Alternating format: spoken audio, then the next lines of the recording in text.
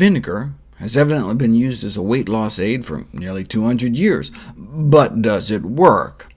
Well, like hot sauce, it can be a nearly calorie-free way to flavor foods, and there's all sorts of tasty exotic vinegars out there now, like fig, peach, and pomegranate to choose from. But the question is there something special about vinegar that helps with weight loss? Vinegar is defined simply as a dilute solution of acetic acid, which takes energy for our body to metabolize, activating an enzyme called AMPK, which is like our body's fuel gauge. If it senses that we're low, it amps up energy production, tells the body to stop storing fat and start burning fat.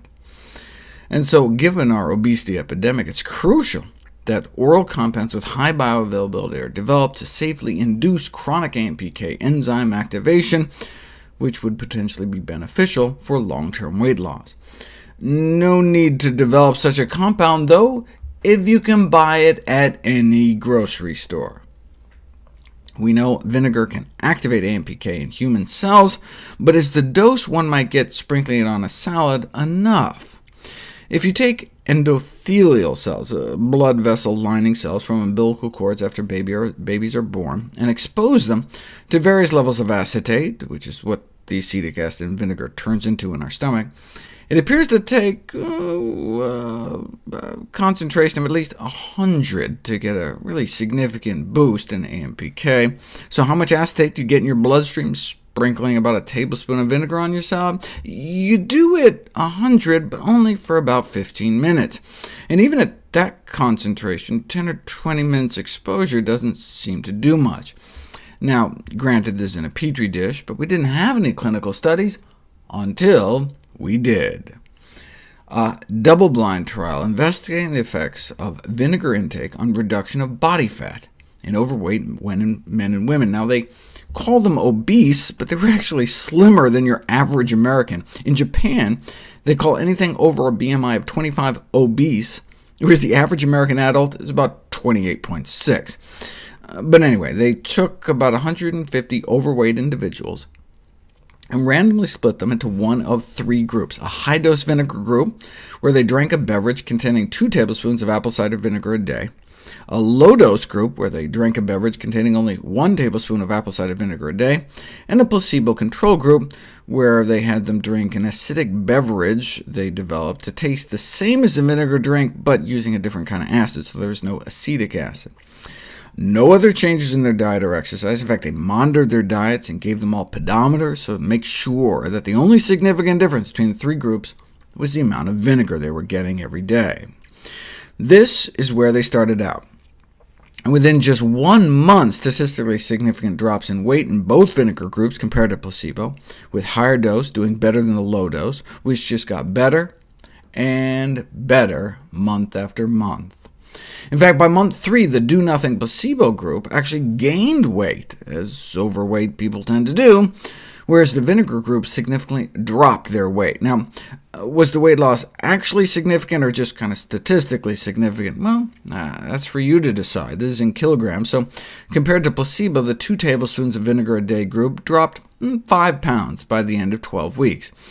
That may not sound like a lot, but they got that for just pennies a day without removing anything from their diet.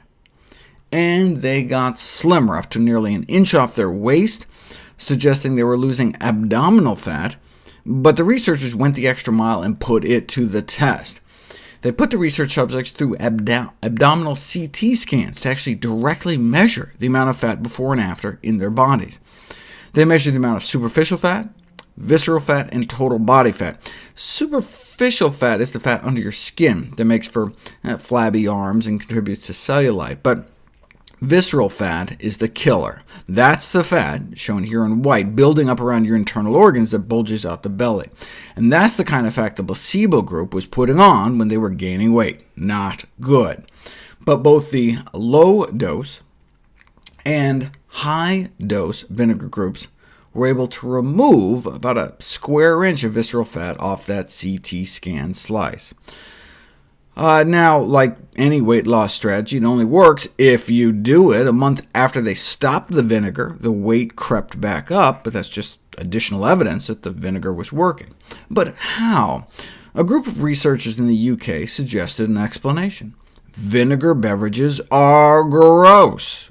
They made a so-called palatable beverage by mixing a fruity syrup and vinegar and water, and then went out of their way to make a really nasty, unpalatable vinegar beverage, both with white wine vinegar, which were so unpleasant the study subjects actually felt nauseous after drinking them, so ate less of the meal they gave it with. So there you go. Vinegar helps with both appetite control and food intake, though these effects were largely due to the fruity vinegar concoctions invoking feelings of nausea. So is that what was going on here? Were the vinegar groups just eating less? No.